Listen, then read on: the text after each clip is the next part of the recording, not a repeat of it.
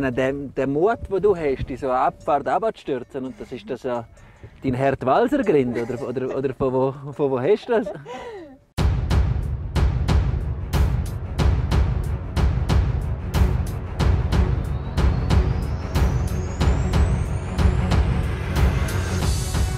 Ich habe erfahren, oder weiss schon länger, auch durch den Bernhard und durch Danet, dass du ja, sehr erfolgreich Ski fährst. Erzähl mal, wie alt bist du jetzt und wo stehst du im ganzen Skizirkus und wo möchtest du noch hergehen? Also ja, ich bin jetzt 17.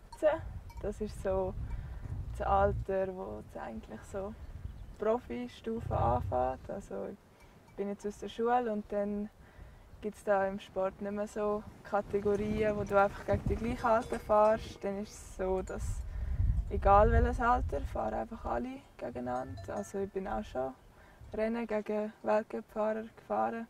Aber du hast vorhin gesagt, du bist in der Schweizer Meisterschaft bist du am Slalom 31. geworden. Ja. Und durch das hast du gerade hinter der Wendy Holdner starten, Genau, gell? ja, es ist ja einfach so. Also im ersten Lauf werden dann die ersten 30 umgekehrt für den zweiten Lauf und dann habe ich so gerade nach ihr starten können. Das war noch eindrücklich. Ja, also vor allem die ganzen Leute, die wegen ihr gekommen sind und dann kommst du so nach ihr ins Ziel. Und Ja. die Leute schauen dich an wie Ski auch und ja, ist speziell. Ja, cool. Ja. Und jetzt wirst du so gut wie die Wendy Holdner? Ja, das ist eine gute Frage. Also, das Wichtigste ist natürlich immer halt verletzungsfrei bleiben und das ist nicht so einfach. Dann sitzen. Heiko. Und ja, der Weg geht nicht bei allen gleich schnell. Also, es kann sein, dass ich plötzlich einen Knopf offen mache und ganz gut bin oder dass ich noch ein paar Jahre brauche, bis ich da Stufe für Stufe weiterkomme. Ja, wertig. Das kann man halt nicht so einfach sagen, aber eben, wenn ich verletzungsfrei bleibe, hoffe ich schon, dass ich irgendwann dann mal dort stehe, wo Ski steht. Ja. Jetzt bist du 17, jetzt hast du dieses Jahr die ersten FIS-Rennen gefahren, oder diesen Winter, ja. Und hast glaube ich, ein grosses Trainingslager vor dir, auch mit dem im Europacup. Ja.